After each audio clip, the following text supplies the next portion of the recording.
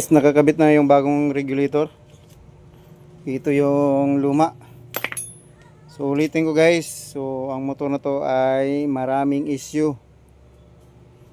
Ayaw umandar. Tapos daming error codes. So ang ipapakita ko ngayon kung paano ko siya dinayagnos na sira yung regulator. So ito na yung bago. So tingnan natin kung magpa-function na yung charging.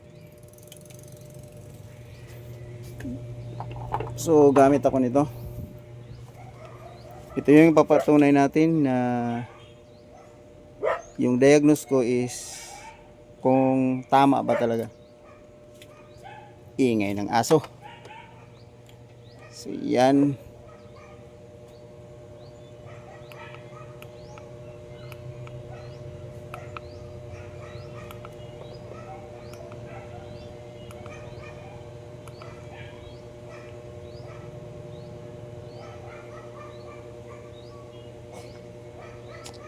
So yan guys, chinarge ko kasi ito sa battery charger.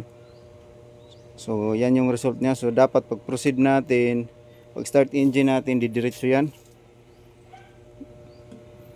Kasi yung dati hindi nagdiretso, hindi kasi wala siyang charging. So ngayon dapat didiretso to. Ititest niya yung cranking. Start engine.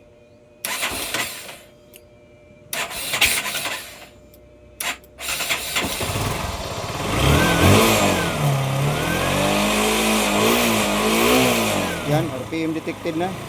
So may na-detect na siya ng charging.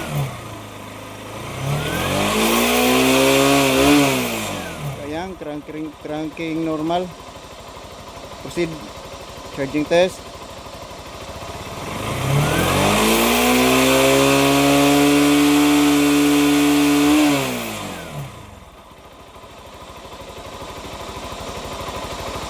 Yan, enter RPM to increase RPM to 2,500.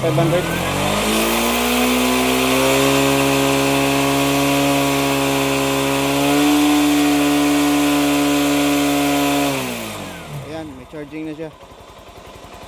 So, yan, goods. Hindi tayo nagkamali sa diagnose. So ngayon, charging normal na. Ayan, klarong klaro. Goods na to.